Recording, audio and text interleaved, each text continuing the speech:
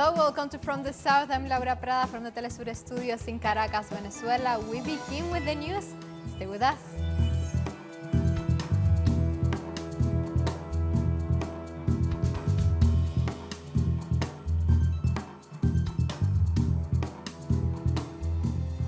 We begin with the news. Dozens of protesters in the United States city of Florida have protested outside the country's largest migrant children detention center, demanding the closure of the facility. The protesters, drawn from different organizations, took advantage of Father's Day to highlight the plight of thousands of migrant children who are being held in detention centers across the United States. They said the government needs to close such facilities and end the practice of separating children from their families, a practice they called inhumane. I think our primary hope is that this detention center will be closed and that the government will be persuaded not to separate children from their parents ever again. If we really wanted to stop people from leaving their countries, we would help improve the situations there. Nobody ever wants to leave their own country. It's an incredible disaster, only people risking everything to come here. These children are not to blame in any way, shape, or form. And in other topics, the Iranian president said his country will continue scaling back compliance of the Joint Comprehensive Plan of Action, also known as the Iran nuclear deal, unless other signatories show positive signals. Speaking at a summit of Asian leaders in Tajikistan, President Hassan Rouhani said his country has made a decision to terminate implementation of some of its obligations to the deal, adding that Iran cannot unilaterally comply with the agreement.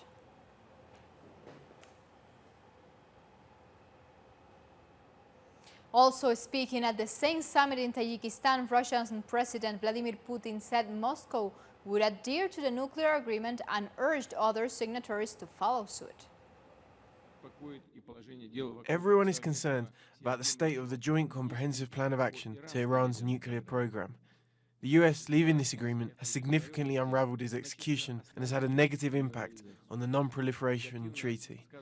We believe that the only sensible decision is for all deal participants to honor their commitments. This is what Russia intends to do. And following days of violent protests, Hong Kong's chief executive has officially suspended a controversial extradition bill. The bill was proposed by the government as a measure to fix recently discovered loopholes which would allow Hong Kong to become a haven for fugitives of the law.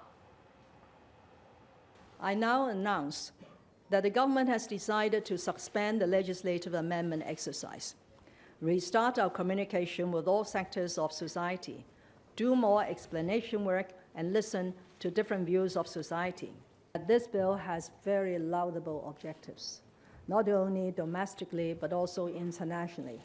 The enactment of this bill will help to raise Hong Kong's international profile and also demonstrate that we are a place with excellent rule of law, not only for our own citizens, but also in contribution to the combating of serious crime on a cross-border and transnational basis. And on Friday, Panamanian newspaper Pan Am Paz published an in-depth investigation accusing Voice of Venezuelan lawmaker and self-proclaimed interim President Juan Guaidó of stealing funds destined for Venezuelan deserters living in the city of Cúcuta in Colombia. The Pan Am Paz investigation reveals that Juan Guaidó's special envoys, Kevin Rojas and Rosana Barrera, were put in charge of funds designated to support the searches of the Venezuelan armed forces on February 24th. As such, they were working with the Colombian government and the United Nations Human Rights Council to pay for 7 hotels. But while the special envoys claimed to be paying for all 7 hotels and were receiving funds from Guaidó to cover those costs, in reality they were only responsible for the payment of 2 hotels and were embezzling the rest of the funds. On top of this, Barrera and Rojas claimed to be caring for nearly 1,500 deserters, but Colombian intelligence puts the number at about 700. Another allegation leveled against Juan Guaidó envoys is that they allegedly let over half of the food items sent to Cúcuta as humanitarian aid go bad and were planning on burning it to cover up their mismanagement.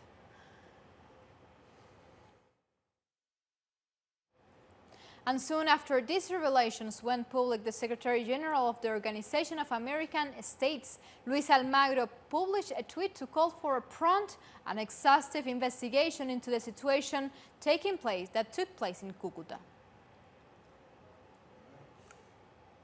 And in other topics, Sudan's former president, Omar al-Bashir, has been taken to the prosecutor's office for questioning over corruption charges. Prosecutors say a large amount of foreign currency was found inside grain sacks at Bashir's home after he was ousted.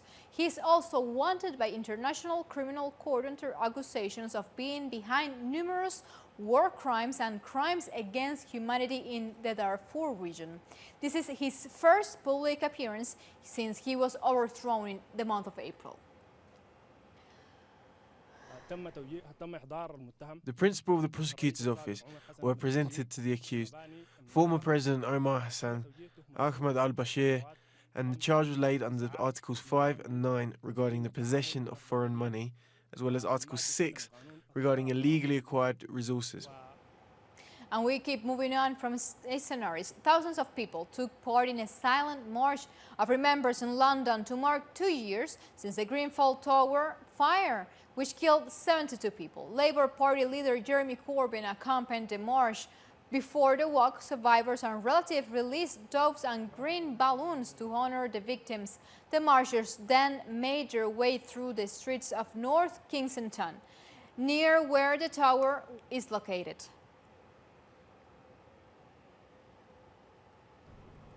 Friday marked the 2-year anniversary of the Grenfell Tower fire in West London, which resulted in 72 people dying.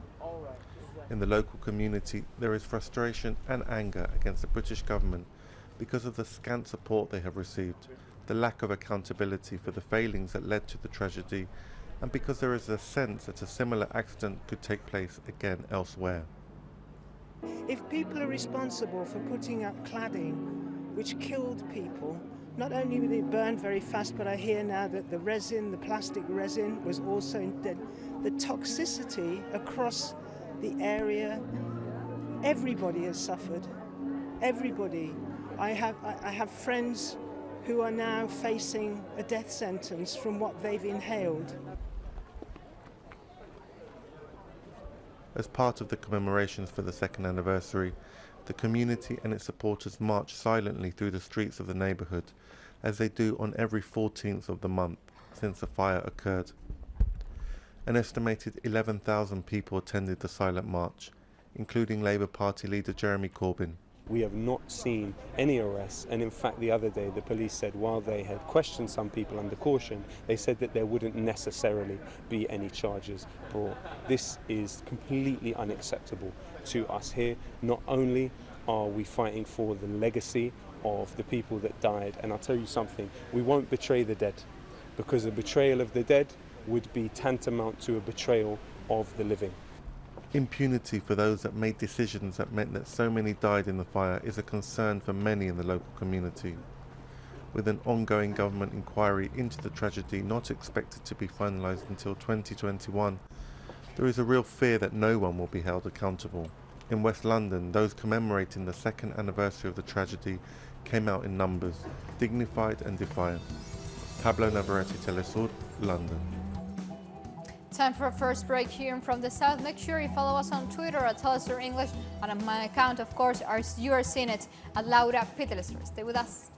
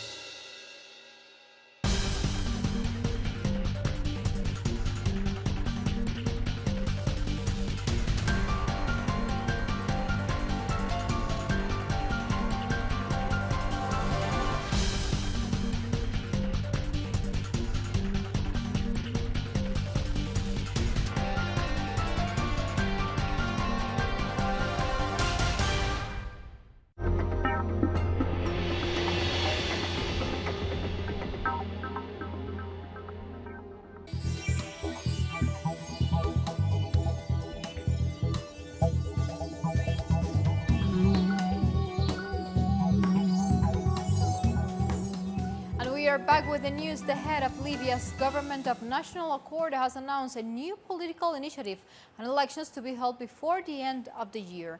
In bid to end the crisis in the country, this announcement comes as fighting between General Khalifa Haftar forces and the government of national accord has intensified, recently resulting in a standstill on the southern outskirts of Tripoli.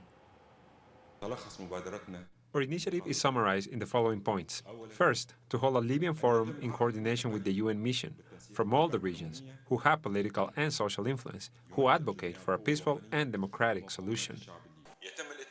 We've decided during this forum what will be the future roadmap of this period and create the suitable constitutional law to hold presidential and parliamentary elections before the end of 2019.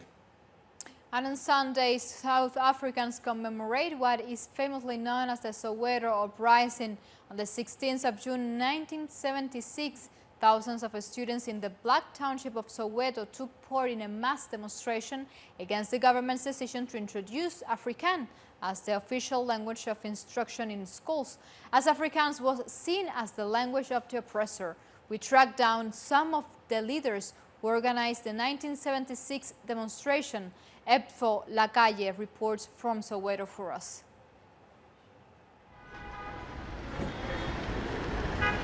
One Sunday in the winter of 1976, student leaders gathered at this community hall in Soweto. They discussed a controversial announcement that had been made by the Department of Bantu Education. Afrikaans would be the official language of instruction in black schools. The minister that really pushed that a concept or pushed that legislation for implementation was Minister M.C. Botha. This meant school subjects like mathematics, geography and history would now have to be taught in Afrikaans. That language had negative connotations at schools like Orlando High in Soweto. Black people had 3 languages to study. It was your mother tongue, it was English, and then it was the language of the oppressor, which is Afrikaans. When Afrikaans was now imposed in all our schools, I was one of those who felt frustrated. You know, you could see the doors of learning shutting in front of your eyes to say, how am I going to be taught in Afrikaans that I don't even know? I'm struggling with the language, right? It is not my mother tongue, you know, it's not even my second language. Students then reached out to the authorities in an attempt to voice their concerns. That's when I took the initiative, therefore, to say, what about communicating, you know, with the then Minister of Bantu Education to say, can you explain, you know, what are you trying to achieve? And of course, one expected the Minister of Bantu Education, first of all, to look at the letter itself, you know, correct the grammar, then give me a call and say, hey, let's sit down and explain what what was happening at that time. But he decides to send the police to come and arrest me. After Enos Ngujane was picked up from Naledi High by the police, his schoolmates became extremely angry. In the days that followed, students took a decision to demonstrate on these streets of Soweto. At that stage, they were fighting not only against Afrikaans, they wanted racial segregation to be completely abolished.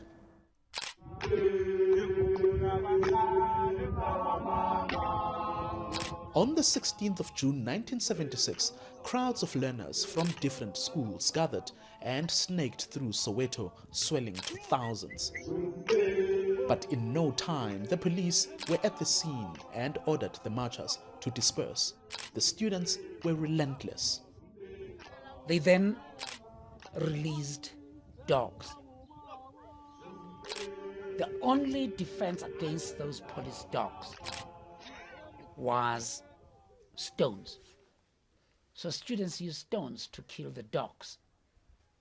And a dog that died and made the police to start even wanting to use live bullets. In the ensuing chaos, the police opened fire, and 13-year-old Hector Peterson was among the first children to be gunned down. The image was published around the world. The international community began to pressurize the apartheid government to abandon its racist policies.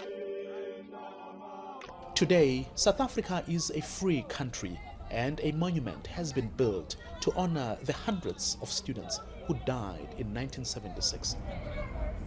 But there's no doubt it was that demonstration that became a turning point in the fight against apartheid. Mpolakaje, Telesu, Soweto. Impressive history. And now we move on from topic. In Burkina Faso, a team of scientists are testing whether a fungus genetically engineered to produce a specific spider toxic can provide a breakthrough in the fight against malaria. A team of entomologists in the United States came up with the idea to genetically modify a fungus to produce a toxin found in the venom of Australian Blue Mountains funnel web spiders. The toxin kills malaria-carrying mosquitoes when fungus comes in contact with the insect blood. Test results in Burkina Faso show dramatic decline in mosquito population. Research believes combining the fungus with other insect-killing methods could prevent mosquitoes from developing resistance. The mosquitoes fly around the room, looking for bait to feed, so they feed on the veal. After feeding, mosquitoes look for a place to rest. They usually go on the wall. Given that they are attracted to black, they will rest on the treated cloth, which is black. That is when they make contact with the fungus spores, and the fungus starts to germinate inside them, and that's what kills them. And in other topics, the World Health Organization in Uganda has started to vaccinate people who may have come into contact with 2 people who died from Ebola last week. 3 cases have been recorded so far in Uganda, all from people who had arrived from the Democratic Republic of Congo. More than 2,000 patients have been diagnosed with the virus in the DRC, and are more than 1,000 deaths so far. The cases in Uganda are first time the virus crossed an international border since the epidemic started. On Friday, a WHO panel decided not to declare an international emergency over the outbreak, saying such a declaration could cause economic harm. They don't seem to be scared. They are willing to take up the vaccine.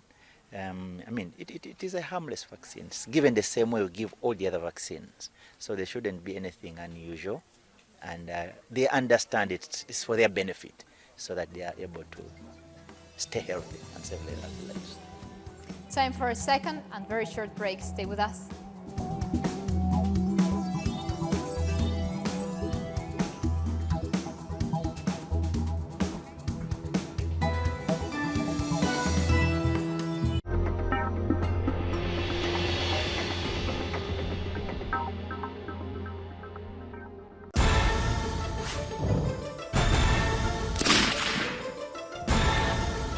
Who's moving the chessmen? What interests motivate the actors behind each event? Se despliega el tablero. Uncritical Moves investigates every event from Monday to Friday. Only on Telesur.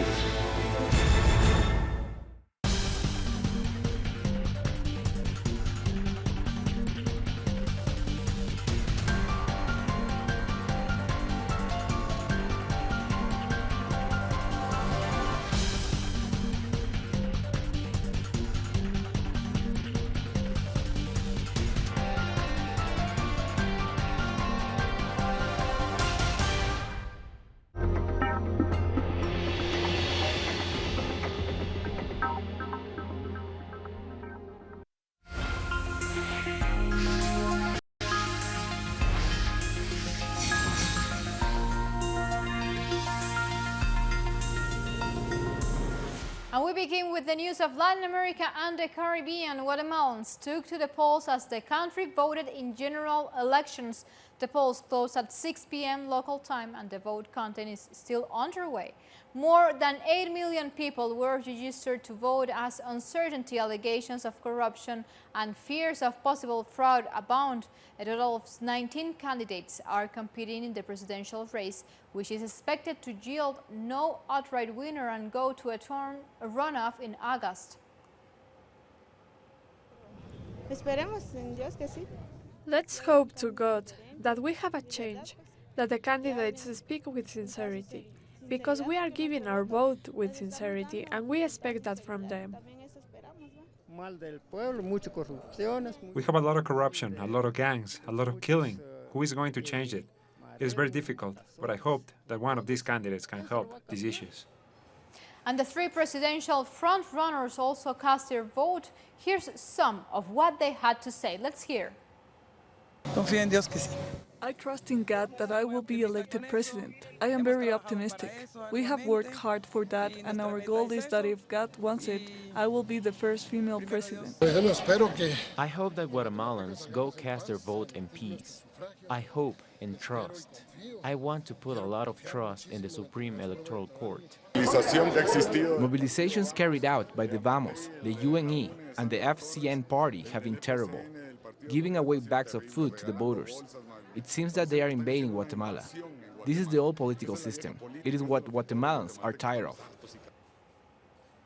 And surrounded by heavy security, outgoing President Jimmy Morales cast his ballot earlier on Sunday. After the vote, Morales was asked about his party's alleged vote buying, to which he answered, if someone committed a crime, that person should be punished. He also admitted that one of the biggest challenges Guatemala faces currently is the high levels of chronic malnutrition and immigration. But Elections Day has not gone by without issue, as the Supreme Electoral Court suspended elections in the municipality of San Jorge in the department of Zacapa due to security concerns. Interior Minister Enrique Degenhardt announced that the electoral board in the municipality walked off their posts after receiving death threats, while also assuring citizens that security forces have been deployed to guarantee the safety of voters. And from Guatemala, we move on to Argentina, where authorities have reportedly managed to restore 98% of power following a massive outage that left tens of millions in Argentina, Paraguay, and Uruguay without electricity. Power has also returned to most of Uruguay as well as to people in neighboring Paraguay. The exact cause behind the failure in the country's power grid remains unknown, but Argentina officials say the failure originated at an electricity transmission point between the power stations in the country's northeast.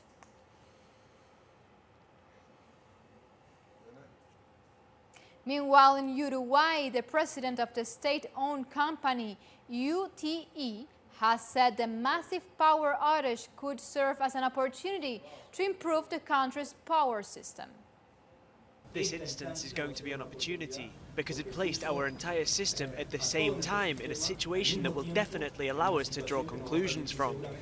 I can't yet preview those for you, but certainly we are going to improve something based on what we learn in the coming days. And now we move on to Mexico, where authorities detained 791 migrants on Saturday in the state of Veracruz. The migrants were found inside 4 pork trucks in what was one of the largest raids against illegal immigration in recent months. The mass detention comes less than 10 days after Mexico started to step up its efforts to curb illegal immigration in its territory in order to avoid the threat of tariff by U.S. President Donald Trump.